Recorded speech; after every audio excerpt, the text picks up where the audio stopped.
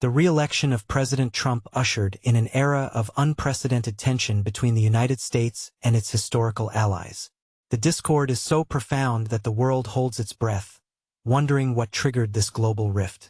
One of the most striking examples is the deterioration of relations between the U.S. and Canada, sparked by Trump's call to annex Canada as the 51st state. This controversial remark quickly escalated into a diplomatic crisis, complete with tariffs, trade boycotts, and public disputes that undermine the partnership between the two countries. In parallel, a serious rift emerged between the U.S. and the European Union. Trump repeatedly accused the EU of taking advantage of the United States through unfair trade practices and one-sided defense agreements. He argued that the U.S. had shouldered the costs of defending Europe without adequate contributions from EU member states, fueling a narrative of imbalance and exploitation. This line of reasoning soon morphed into concrete policy decisions, exposing deep divisions in the U.S. and EU approaches to addressing global issues. This was most evident in their differing stances on supporting Ukraine. While both blocs initially demonstrated alignment in response to Russian aggression, deepening contradictions pushed them towards separate strategies, undermining the unity that was once a cornerstone of the transatlantic alliance.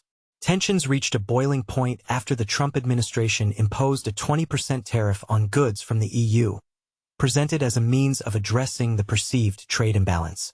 This move further strained relations. In response, the European Union is developing its own countermeasures, but this time with a broader scope. Instead of traditional trade tariffs, the EU is targeting a sector where the US has limited capacity to retaliate: large American technology companies. Given that Europe represents a huge market for giants like Google, Apple, Amazon, and Meta, the EU possesses significant leverage. The influence of the largest tech corporations on global economic processes cannot be overstated. These giants generate billions in revenue, and any change in the regulatory or financial sphere can have far-reaching consequences for their operations worldwide. The European Union, unlike the United States, does not have its own technology companies comparable in scale and influence to the American ones. This allows the EU to take a more aggressive stance in regulating the activities of multinational corporations without fearing retaliation that could harm its own economic interests. In recent years, the EU has taken a number of steps aimed at strengthening control over American technology giants. These actions represent a departure from traditional methods of trade retaliation and mark a shift towards a more strategic approach. In response to the escalation of tensions in trade relations between the US and the EU, French Finance Minister Eric Lombard suggested countermeasures that could be taken by the European Union. He noted that the EU could refocus its attention on large American technology companies by tightening data processing rules. This approach would allow the EU to exert economic pressure on American companies without unleashing a full-scale trade war. It leaves room for negotiation and allows them to protect their own economic interests. At the heart of the strategy is the desire to curb the power of American tech giants through enhanced data regulation. France sees existing instruments, such as the General Data Protection Regulation, GDPR, as a reliable lever. GDPR already sets a high bar for the collection and processing of information, having a noticeable impact on how businesses operate around the world. However, it doesn't stop there. Looming on the horizon is the EU Data Act, which could force corporations like Google, Amazon, and Microsoft to share valuable information with their European competitors. Restrictions on the cross-border transfer of industrial data are also possible. Such steps will inevitably affect the activities of American technology companies in Europe, increasing their compliance costs and potentially forcing them to revise their usual data management models. In addition to regulatory pressure, France proposes introducing a digital services tax aimed at collecting funds from the largest American technology firms, known by the acronym GAFAM: Google, Amazon, Facebook, Apple, and Microsoft. The initiative to introduce a digital tax in Europe has every chance of being approved by Germany and a number of other EU countries seeking to restore economic justice. The proposed taxation would target app stores, cloud services, and smartphone manufacturers, sectors of the digital economy where American companies hold a dominant position in the European market. This move aims not only to rebalance transatlantic trade, but also to create fairer competitive conditions within the EU's digital space. Beyond the digital sphere, the European Union is considering other instruments of economic influence. Specifically, there's discussion about tightening environmental standards or implementing targeted restrictions in industry, instead of applying general tariff measures. This approach would allow the EU to focus its responses on sectors where the US has a significant advantage in the trade balance, such as technology and services. This would enhance the effectiveness of European measures and avoid excessive damage to its own economy. Throughout debates on further actions, European Union representatives have consistently emphasized the need for carefully calibrated and reversible steps, aimed at stimulating dialogue rather than escalating tensions. In line with this prudent strategy, the EU reserves the right to deploy countermeasures, potentially limiting the United States' access to European public procurement or imposing restrictions on intellectual property rights within the Union. These measures reflect a broader EU ambition to strengthen its position as a leader in regulation, particularly in the digital and data spheres. Inevitably, the question arises regarding the financial flows generated by tech giants in the European market. Major American tech corporations, such as Meta, Google, Apple, and Amazon, continue to view the European market as a key factor driving their global revenue growth. For example, Meta Platforms, the parent company of Facebook and Instagram, generated $38.36 billion in revenue from Europe during the 2024 fiscal year, representing a substantial 23.32% of its global revenue. Meta's impressive revenue growth in Europe in 2024 reached $37.64 billion, up 20% from $31.21 billion in 2023. Despite the share of European revenue in the company's total revenue slightly decreasing compared to 2017, 25%, the region remains the second most important for Meta after North America. This surge is particularly noteworthy given the tightening of European regulations, including potential sanctions under the Digital Markets Act. Google demonstrates a similar pattern, with its revenue in the Europe, Middle East, and Africa region surpassing $100 billion for the first time in 2024. The primary driver of Google's European revenue remains search advertising, which accounts for more than half of the company's global advertising revenue. YouTube also plays a significant role, with its continued popularity in European markets contributing substantially to Google's overall profit. The data clearly illustrates how deeply Google's services have penetrated the fabric of daily life and commerce in the European Union. Apple has also significantly strengthened its position in the region, generating substantial profits. In the 2024 fiscal year, Apple's revenue from the European market reached $101.3 billion, noticeably higher than the $94.2 billion in the previous year. Europe accounted for approximately 26% of Apple's global revenue, making it one of the company's key markets outside of North and South America. Even more impressive is Apple's operating profit in Europe, which reached a record $42 billion in 2024, significantly exceeding the $36 billion in 2023.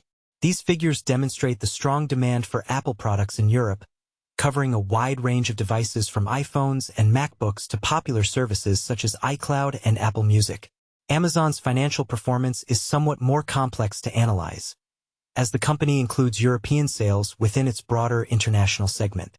Nevertheless, in the fourth quarter of 2024 alone, Amazon's international sales reached $43.4 billion, reflecting a 9% year-over-year increase. Although Amazon does not publish separate revenue data for Europe, the available information strongly suggests that the European market continues to be a key driver of the company's global growth. Amazon is actively investing in developing its logistics infrastructure and expanding the range of Prime services on the European continent, which allows for forecasting a further strengthening of the company's position in the region. Overall, the financial performance of American tech giants clearly demonstrates the exceptional importance of the European Union to their economic well-being. Beyond its vast and affluent customer base, the European market serves as a bellwether for global regulatory trends. As the EU strengthens its digital sovereignty and tightens regulations on data protection and competition, tech companies increasingly face the need to adapt their operations to new conditions. However, the colossal revenues they generate in Europe make a market exit unlikely. Instead, a continued dialogue between policymakers and corporate leaders is expected, shaping the future relationship between Silicon Valley and Brussels. The European Union firmly maintains its position as a significant economic partner and influential regulator for American tech giants. The steady growth in profits of corporations like Meta, Google, Apple, and Amazon serves as clear evidence that, despite all political disagreements and regulatory barriers, the European market remains a strategically important territory for U.S. tech companies. Let's examine the structure of trade between the EU and the U.S. in more detail and determine if any tariffs have been imposed on American goods. The European Union and the United States of America constitute the world's largest bilateral trade relationship, with a total volume reaching an impressive 1.6 trillion euros in 2023. Of this amount, 851 billion euros is attributed to trade in goods, and 746 billion euros to services. Strong transatlantic ties reflect deeply intertwined economic interests, cemented by decades of mutual investment and fruitful regulatory cooperation. Trade in goods between the European Union and the United States demonstrates impressive scale. EU exports to the U.S. reached 530 billion euros, representing 20.6% of the Union's global exports. Imports into the EU from the U.S. amounted to 347 billion euros, resulting in a significant trade surplus of 157 billion euros in favor of the European side. The lion's share of European exports consists of machinery and transport equipment, 39%, chemical products, 32%, and other manufactured goods, 20%. However, when it comes to services, the picture changes dramatically. In 2023, the EU imported 427 billion euro worth of services from the US, while exports of European services to the US amounted to only 319 billion euros. This led to a deficit of 19 billion euros. In addition to active trade, the transatlantic economic space is characterized by robust investment flows. The total volume of mutual foreign direct investment reached a colossal 5.3 trillion euros, contributing to the creation and maintenance of millions of jobs in both Europe and America, thereby strengthening the transatlantic economic structure. Tensions reached a critical point on April 2, 2025, when the administration of President Donald Trump in the U.S. announced the introduction of a 20% tariff on goods imported from the European Union. As justification for this decision, Trump stated that it was a response to what he described as an effective tariff of 39% imposed by the EU on goods from the U.S. This assertion provoked an immediate and sharp reaction from European officials and trade experts. The actual average tariffs applied by the EU to American goods were significantly lower. According to the European Commission, they were around 1%, and according to the World Trade Organization, 4.8%. Moreover, in 2023, the U.S. collected 7 billion euros in customs duties on imports from the EU, more than double the 3 billion euros levied by the EU on American goods. The controversial figure of 39% cited by Trump was based on a simplified calculation that divided the U.S. trade deficit with the EU of $198.2 billion by EU exports to the U.S. of $531.6 billion. Economists unanimously rejected this approach, characterizing it as an unconventional and misleading method of interpreting trade policy. In response to the protectionist measures of the United States, the European Union is developing a carefully calibrated multi-stage strategy designed to protect Europe's economic interests and prevent the escalation of tensions into a full-scale trade war. A key element of this strategy will be the introduction of retaliatory tariffs on a wide range of goods imported from the U.S., totaling 26 billion euros. It is expected that strategically important sectors such as steel, agriculture, and engineering will be targeted. These measures are expected to take effect in mid-April. It is noteworthy that European strategists are considering targeting countermeasures at states that traditionally support the Republican Party or industries closely linked to Donald Trump's political base. This approach aims to exert economic pressure that could trigger a political reaction in the United States. In addition to tariff measures, the European Union is exploring the possibility of applying regulatory and financial instruments that could affect the interests of the largest American technology companies. Specifically, this involves strengthening the enforcement of personal data protection rules under the General Data Protection Regulation, GDPR, as well as potential restrictions under the European Data Act. In the corridors of European political circles, the possibility of introducing or expanding digital services taxation, targeting giants like Google, Amazon, and Meta, is being actively discussed. Notably, the European revenue of these corporations accounts for a significant share, from 20 to 26% of their global income. The European Union also possesses an anti-coercion instrument capable of restricting American companies' access to lucrative contracts in EU public procurement, financial markets, and intellectual property rights. This mechanism is designed to shield against economic pressure from third countries, allowing the EU to exert influence without resorting solely to tariff measures. Although these initiatives are still in the planning stage, their coordinated application could radically alter the transatlantic trade landscape. The economic consequences of this tariff confrontation are already being felt. According to the European Central Bank, an escalation of tariffs could result in a reduction of Eurozone GDP growth by 0.3 to 0.5 percentage points. Analysts from Frontier Economics predict a significant reduction in the European Union's export revenues in the event of a 20% tariff imposition, estimating potential losses at $29 billion. However, the United States economy will not escape negative consequences either. The introduction of 25% tariffs on imports from the EU could result in a welfare loss of approximately 1.5% for American consumers, as well as a substantial drop in transatlantic trade volumes. Of particular concern are the risks affecting specific industries. The automotive industry, for example, is in a particularly vulnerable position. A significant share of European auto exports, around 21%, goes to the U.S. market.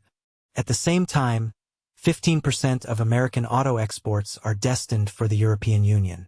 Notably, American pickup trucks are already subject to a 25% duty in the EU, while European cars pay only 10% when imported into the U.S. This imbalance creates tension that could be exacerbated by the introduction of new tariffs. In the high-tech sector, stricter data processing rules could significantly increase the compliance costs for American companies. Economic battles are rarely limited to financial reports, and this dispute is no exception, as it has the potential to affect global markets and redraw geopolitical maps. Stock market indices on both sides of the Atlantic have already experienced turbulence caused by the specter of stagflation triggered by trade wars. Some experts even express concern that American tariffs could inadvertently benefit Chinese exporters, redirecting trade flows and increasing competition for European manufacturers. In this complex game, Europe has to balance economic interests with the desire for strategic independence in its relations with Washington and Beijing. Despite the growing tension, Brussels is demonstrating a willingness to engage in dialogue, seeking a compromise that will alleviate mutual concerns without triggering a full-scale economic war. However, European officials are making it clear that they are prepared to retaliate if negotiations stall.